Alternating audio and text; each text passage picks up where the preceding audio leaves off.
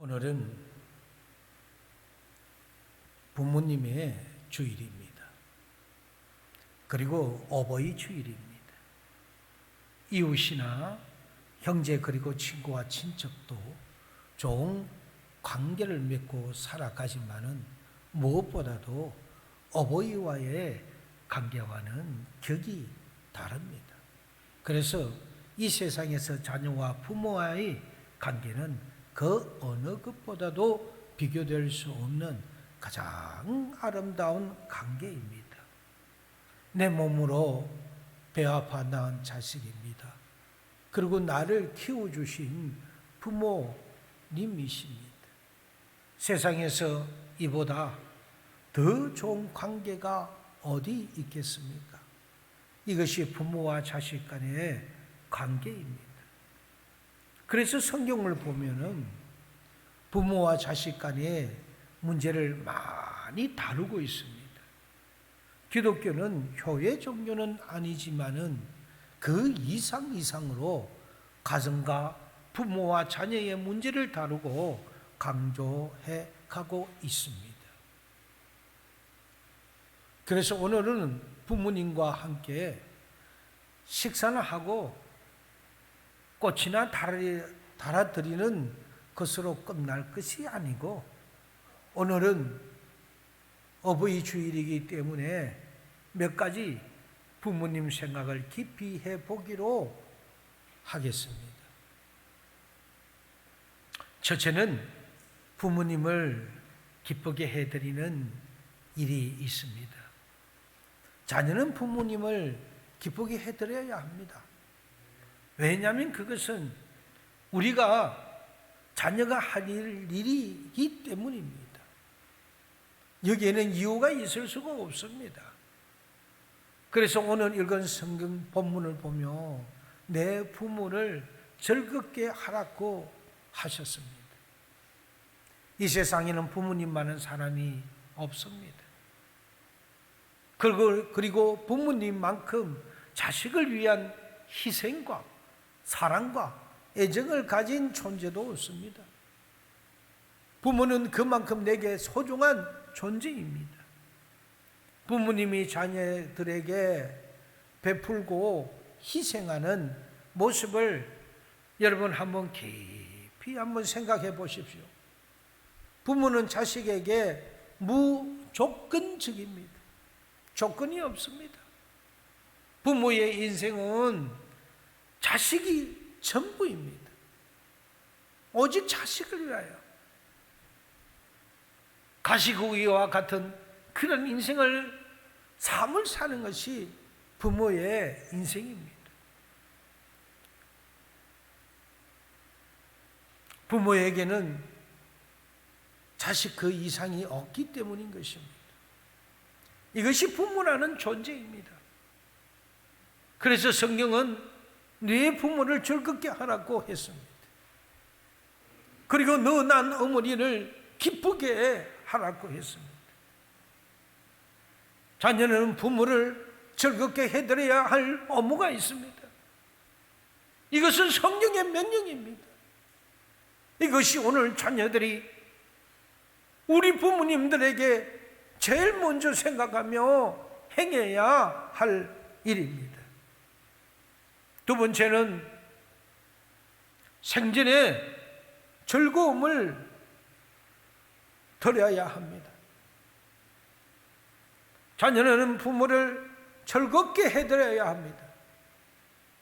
그런데 여기에는 한 가지 조건이 있습니다.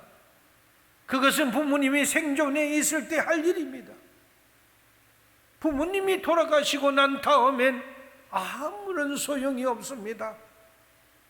어떤 부모들은 부모님 생전에는 관심이 없다가 돌아가신 다음에 큰 비석을 세우고 무덤을 그 상에 만들고 장례식 날 아주 성대하게 장례식을 치르며 울고 불고 하는데 그것이 다 무슨 소용이 있겠습니까?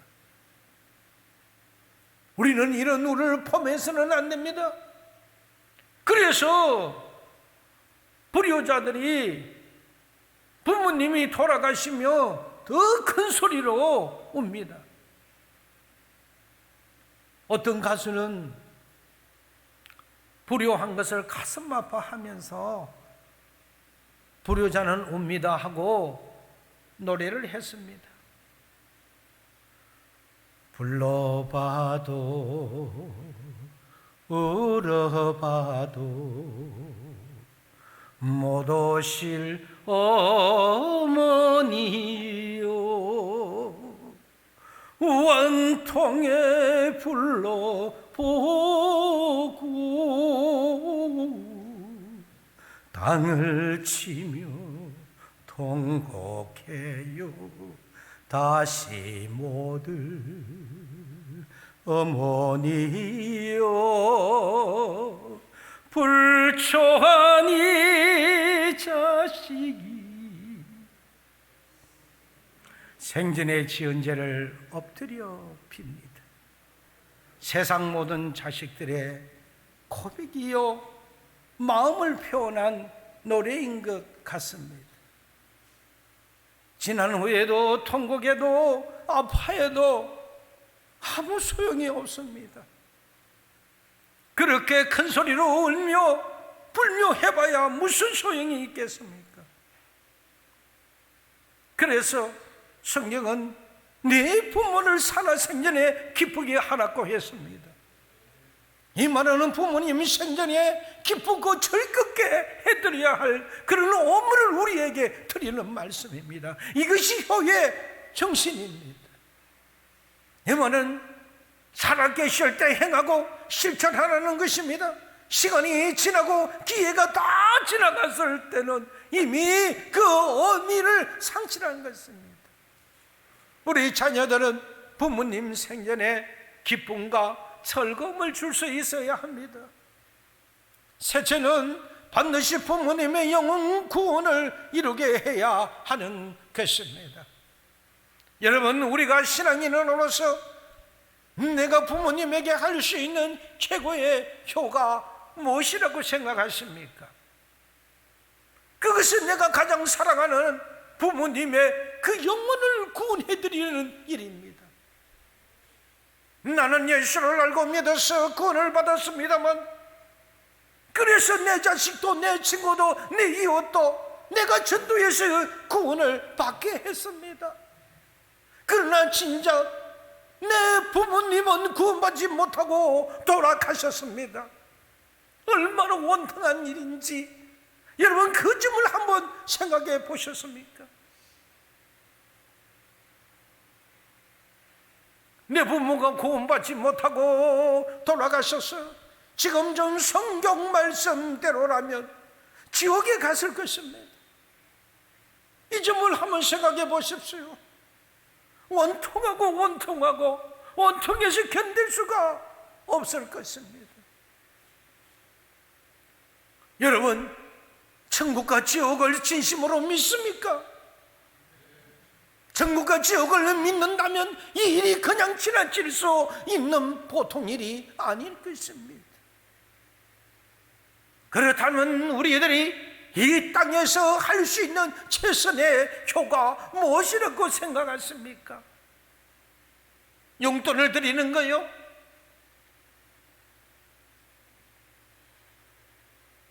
그것은 내 부모가 살아야 생전에 예수를 구주로 영접하고 하나님을 믿어 구원을 받는 상태로 하나님으로부터 불러가심을 받아야 하는 것이 바로 그것이 가장 효도인 것입니다.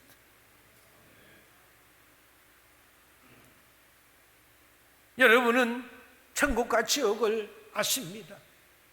성경은 이 지옥과 천국에 대하여 여러 번 반복해서 말씀을 하고 있습니다. 누구든지 예수를 믿고 구원받아 지옥에 가지 말고 천국에 가라고 말입니다. 성령이 같은 소리를 하고 있습니까? 오늘 현대인들은 어찌 된 일인지 천국과 지옥 얘기만 하면은 비시하고 웃는 사람이 있습니다. 현실성 없는 이야기를 하는 줄 알고 비웃는다는 것이지요. 속으로 목사가 비이성적인 설교를 하는 줄 압니다. 그리고 현실성 없는 말로 치부해버립니다. 그러면 여러분, 성령이 할 말이 없어서 장난 같은 말을 하는 것으로 들립니까? 그러면 여러분들이 천국과 지옥도 없는 기독교의 그 성경이 누차에 걸쳐서 경고한 그 심판도 없는 그런 기독교를 왜 믿습니까? 수양이나 하고 불안한 마음 위로받기 위하여 하나님을 믿습니까? 오늘 현대인들이 천국과 지옥의 믿음이 없기 때문에 현실의 그 삶에서 구원에 대한 자신감을 잃어버리고 확신도 없이 믿음과 생기를 잃고 살아가는 것입니다. 그래서 그들에게는 미래가 없습니다. 그래서 그들에게는 희망이 없습니다. 그렇게 비웃는 자들, 그들은 필연히 그들은 죽으면 지옥 가는 것입니다.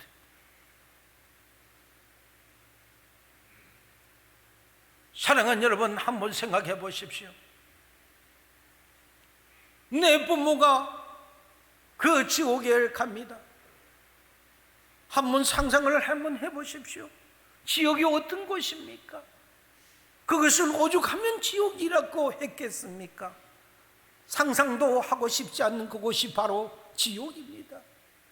죽을래야 죽을 수도 없고요, 괴로운가 아픈가 불에 타는 그 화염 속에서 지낸다고 생각해 보십시오. 여러분은 많은 매스컴을 통해서, 유튜브를 통해서 기타 수많은 사람들이 천국과 지옥을 갔다 왔다는 사람들의 그러한 간증을 들었을 것입니다. 그러나 그것이 수많은 사람들이 공통된 점을 말하고 있다는 것입니다.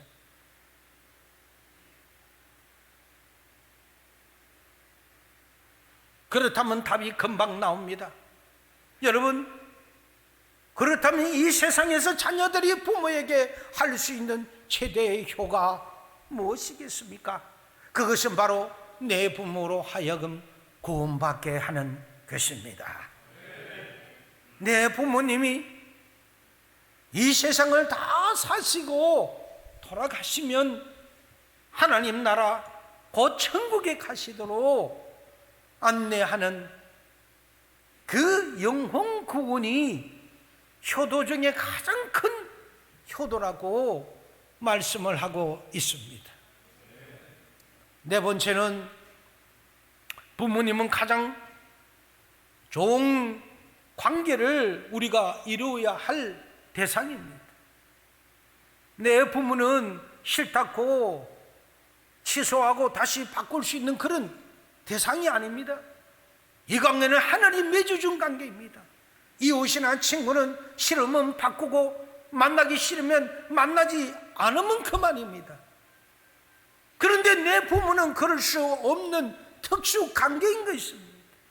내가 태어나 보니까 이미 나의 부모는 정해져 있었습니다. 내가 그에 의해서 태어났습니다. 그러면 그 관계가 어찌 보통 관계라고 할 수가 있겠습니까?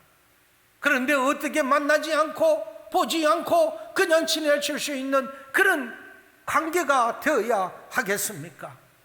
그래서 성경은 네 부모를 즐겁게 하고 너 낳은 부모를 기쁘게 하라고 말씀합니다. 이 세상에서 가장 불편한 것이 관계가 악화되는 것입니다. 이 관계가 악화되면 모든 것이 불편하고 불안해지기 시작합니다. 특히 부모와 자식 간의 사이가 불화가 되면 그것은 형벌이지요, 저주입니다. 가장 비참한 삶이 지속되는 것입니다. 그런데 오늘 세상을 보면 이 부모와 자식 간의 그 갈등이 참 많이 일어나고 있는 세상인 것 같습니다.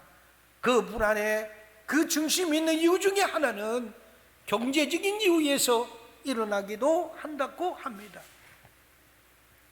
또 부모가 이혼함으로 일어나기를 합니다. 이 부모의 이혼은 참 큰 문제입니다. 우리나라는 근래 이 이혼율이 급격히 늘어나고 있습니다.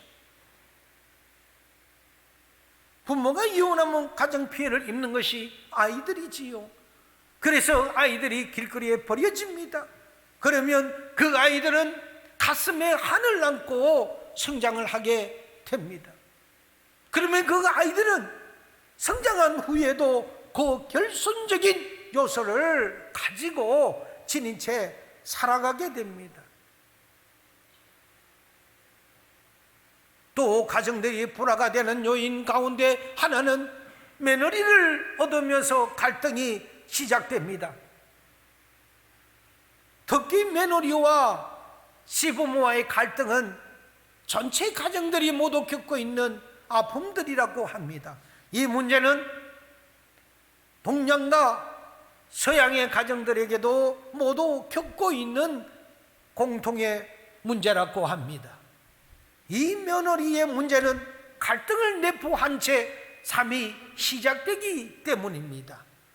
새 가족이 우리 집에 들어온다는 사실만으로도 마음이 설렐 만한 기쁨의 일인데도 불구하고 양가정의 독특한 문화와 그 문화를 극복하지 못하고 시부모라는 그 고질적인 문화가 극복되지 못해서 자녀가 결혼을 하는 그 과정에서부터 갈등이 시작되는 것입니다. 시어머니와 며느리가 좋은 경우와 나쁜 경우를 이렇게 비교해서 그 몇 가지 원인을 말할 수 있을 것 같습니다. 여러분은 한번 듣고 그 자신의 가정 환경과 그리고 지금 처해진 여러분의 그 처지에서 한번 깊이 참조해 보시기를 바랍니다. 첫째는 시어머니가 미울 경우입니다. 이럴 때 시어머니는 며느리의 눈에 믿게 배울 수가 있습니다. 이럴 때는 여러분 중에 시어머니를 잘 한번 눈여겨보십시오. 시어머니가 며느리를 빼놓고 아들과 소근소근 상의할 때 이거 질투가 납니다. 또 세 며느리 중 한 며느리만 빼놓고 편애하고 사랑할 때라고 합니다. 당신의 구세대적이고 그런 사고 방식만을 막무가내로 고집할 때라고 합니다. 용돈을 주고 보약을 해드리면 당연한 것처럼 받을 때, 며느리가 시집살이 때문에 살이 빠졌는데도 아들에게만 얼굴에 살이 빠졌다고 할 때, 아들 집에 오면은 냉장고 문부터 열어보시는 그 시어머니, 이 경우가 며느리들이 볼 때는 시어머니가 싫어질 때라는 것입니다. 여러분 공감이 됩니까? 아주 하찮은 것들입니다. 그런데 이것들이 이러한 관계를 악화시키고 갈등을 유발하는 요인들이 된다고 합니다. 다음은 시어머니가 며느리를 미워할 때입니다. 이럴 때 며느리가 밉다고 합니다. 어느 때인가 한번 살펴보겠습니다. 며느리가 시집 올 때, 빈손으로 왔을 때 늙은 시어머니를 제쳐두고 자기들끼리 속닥거릴 때, 또 시어머니의 생일을 모르고 그냥 지나갈 때, 또는 직장 다니는 며느리가 돈 좀 번다고 시어머니가 하는 살림을 간섭하려고 들 때, 무시할 때, 휴가 갈 때 자기들만 쏙 가고 부모들한테는 쏙 빼고 출장 간다고, 다른 곳을 간다고 변명하며 갈 때, 직장 다니는 며느리 밥 먹고 설거지도 안 하고 그냥 놔둘 때, 며느리가 아들이 남편을 종부리듯 부려먹을 때, 이때 시어머니의 눈에는 열불이 일어났다는 것입니다. 며느리들 이 생각이 모자라서 나타나는 일들입니다. 정신 차리고 그런 문제는 참고하셔야 될 것입니다. 세 번째, 시어머니가 좋아지는 경우입니다. 며느리들에게도 시어머니가 좋아질 때가 있습니다. 그것은 언제인가를 한번 생각해 보시기를 바랍니다. 현재 시어머니들은 잘 들으세요.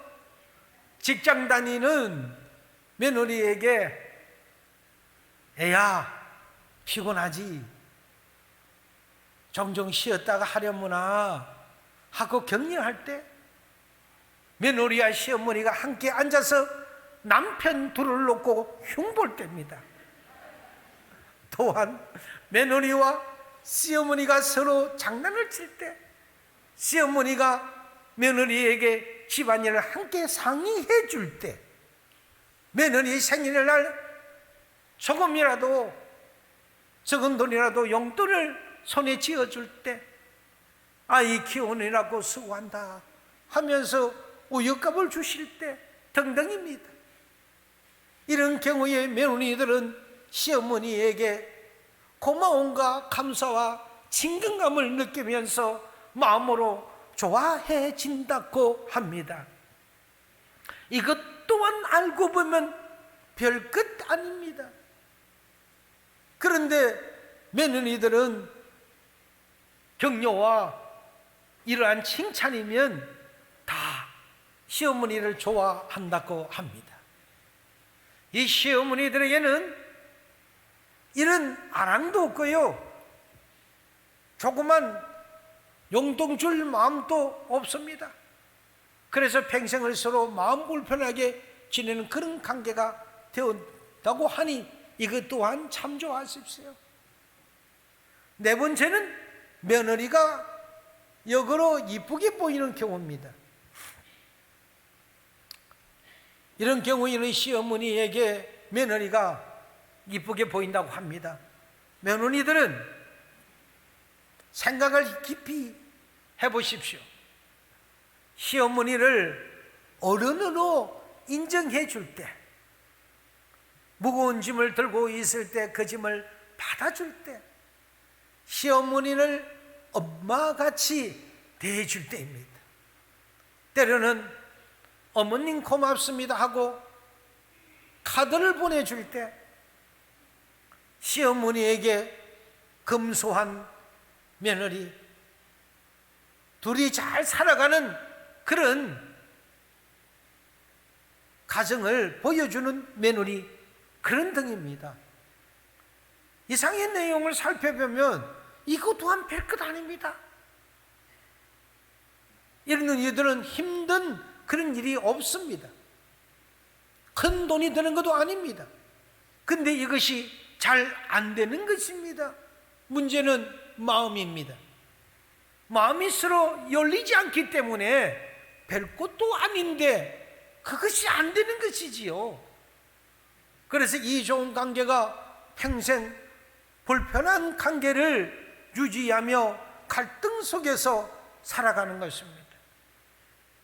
여러분, 여기서 부모나 자식이나 한 가지를 꼭 생각해 볼 것이 있습니다. 그 하나는 자식의 입장입니다. 나의 입장이 아니라 누구든지 상대의 입장인 것입니다. 그것은 부모는 하나님이 맺어준 특수한 관계라는 것과 부모에게 잘하는 것이 결국 내 자신이 복을 받고 살아가는 가장 큰 비결이라는 점입니다. 우리 그리스도에 있는 이 점을 늘 생각해야 합니다. 그래도 오늘 세상의 젊은 부부들은 이 점을 잘 모릅니다.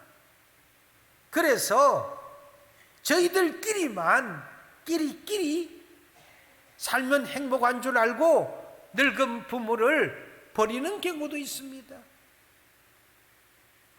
그렇게 살면 결국 내가 늙었을 때는 내 아이들에게도 나에게 그렇게 합니다. 심은 대로 거두는 것이지요. 오늘 젊은이들은 이런 인과응복을 너무 무시해버리고 삽니다. 옛날에, 아주 옛날에 고려장이 있을 때라고 합니다. 어느 젊은 부부가 늙은 어머니를 밥만 축낸다고 산속에 버리려고 지게를 지고 갔었습니다. 산속에 어머니를 버리고 집에 돌아왔습니다. 근데 아이가 할머니 어디다 두고 왔느냐고 묻습니다. 아버지가 할머니를 산에 버리고 왔다고 하니까 그 아이가 이렇게 말을 합니다. 아버지, 그러면 그 지게 잘 보관하세요. 아니, 왜 그러니? 그러니까 잘 보관해야 나도 그 지게를 이 다음에 아버지가 늙으면 갖다 버릴 것 아닙니까? 라고 그 말을 합니다.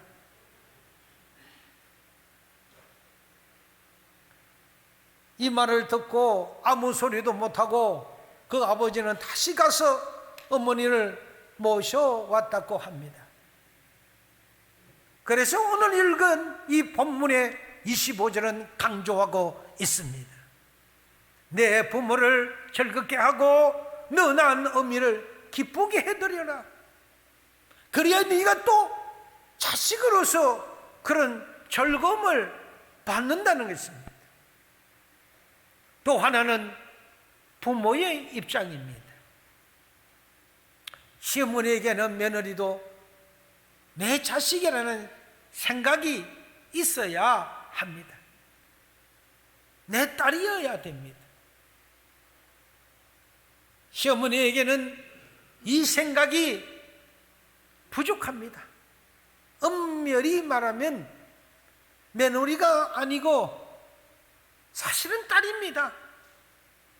내 자식입니다. 시어머니가 며느리에게 이런 생각을 가지고 접근하고 며느리도 내 자식이라고 생각하며 이해의 폭이 그만큼 넓어지게 됩니다. 그렇지 않으니까 식구들끼리 이야기하다가도 며느리가 저기서 들어오면 말을 그냥 그칩니다. 그리고 시어머니가 여러 동서들 앞에서 한 며느리의 흉을 봅니다. 그리고 시어머니의 쓸데없는 고집을 피웁니다. 목리지요. 며느리가 해주는 일은 아주 당연한 것처럼 여깁니다. 그리고 아들하고만 속닥속닥 하려고만 합니다. 그리고 집안일을 상의하는 데는 며느리를 열애시켜버립니다. 며느리는 소외감을 받습니다. 시부모가 그렇게 처신하면 오늘 며느리들은 모두 합리적인 교육을 받은 사람들입니다. 그런 모습을 그들은 그냥 소화할 수가 있겠습니까? 이런 경우가 한두 번 쌓이다 보면은요, 결국에 가서는 치유할 수 없는 상태로 빠져버립니다. 모든 상대는 그 문제는 상대적이기 때문인 것입니다. 그래서 성경은 자녀들은 부모에게 즐겁게 하고 부모는 자녀를 노엽게 하지 말고 그 분을 이 하루가 지나기 전에 그 노를 풀어라고 했습니다. 풀어줘라고 했습니다. 부모와 자식 간의 관계, 며느리의 관계, 모든 관계의 그 조화는 피차가 노력해야 만들어지는 것입니다. 나를 죽여야 합니다. 나를 낮춰야 합니다. 그러실 때 그것이 완성이 되어 가는 것입니다. 그렇게 살아야 피차가 복을 받고 살 수가 있습니다. 오늘 어버이 주일을 맞이하여 무엇이 더 소중한 인가를 한 번 더 생각해 보았으면 합니다. 세상에서는 부모의 사랑보다도 더 크고 진한 사랑은 없을 것입니다. 하나님의 사랑, 그 다음으로 크고 위대한 사랑이 바로 부모님의 사랑입니다. 부모는 자식을 위해서라면 뭐든 할 수 있는 분들이 있습니다. 그래서 부모님은 자식들을 위해서 많은 것을 희생하셨습니다. 당신은 굶어도 자식만은 굶기지 않으려 하셨습니다. 당신은 예쁜 옷 입고 싶지만은 자식에만은 그 옷을 입히곤 하셨습니다. 당신도 맛있는 거 드시고 싶었지만은 자식 먹이려고 그냥 나는 입맛이 없네. 당신이 배가 고팠을 때도 나는 배가 부르다고 하셨던 분이셨습니다. 그런 당신들이 자녀의 교육을 위해서라면 평생을 자신같이 아끼고 갖고 오던 농토나 집까지도 기어이 내어주셨던 당신이셨습니다. 우리의 부모님은 그런 분이셨습니다.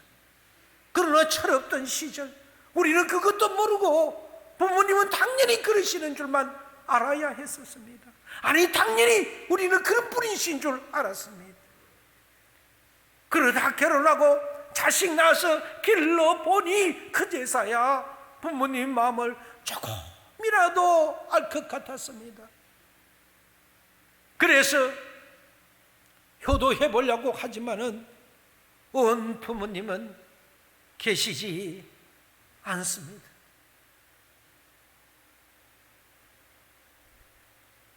그러므로 지금 부모님이 살아계실 때 공경하고 잘 섬겨주시기를 바랍니다.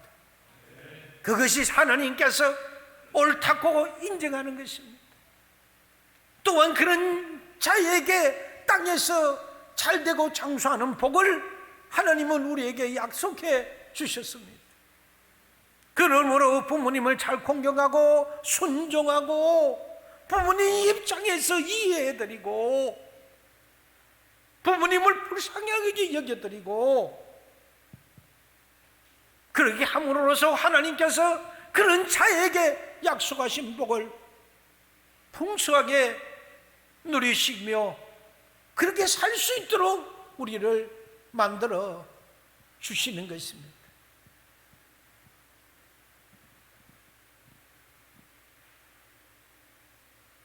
사랑하는 여러분, 저는 중학교 1학년 때 학교를 다녀오다가 친구들과 같이 오는데 저 먼 벌자체에서 어느 분이 한쪽에서는 옷을 거저 입고 남루한 옷을 입고 얼굴은 까맣게 타서 무엇을 가는지 그렇게 바쁘게 가시는 분입니다. 초롱아이지 학교 갔다 오니 이렇게 기쁘게 웃으며 해맑게 오시는데 그러고 지나가십니다. 저는 대답도 옳게 하지 못하고 하면서 친구들하고 같이 지나갑니다. 친구들이 옆에서 묻습니다. 누구시니? 아버지, 저희 아버지를 저는 아버지라고 자신 있게 말을 하지 못하는 그런 철저한 부르자였습니다. 성장하고 난 다음에 그것이 가슴에 못이 박혀서 많은 나날을 두고서 아버지 그날 그때 정말 잘못했어요. 제가 생각이 짧았어요. 제가 부족했어요. 아버지를 아버지라고 소개해드리지 못한 이 부르자였어요. 그때의 아버지도 얘야 괜찮아, 나는 괜찮아, 너만 괜찮으면 나는 아무런 문제 없어. 니네 하는 그런 아버지가 아니라 우리 모두의 아버지요 부모요 어머니일 것입니다. 이 시간에는 이 세상 모든 부모님들을 생각하며 어머님의 마음이란 곡을 부르며 예배를 마치도록 하겠습니다.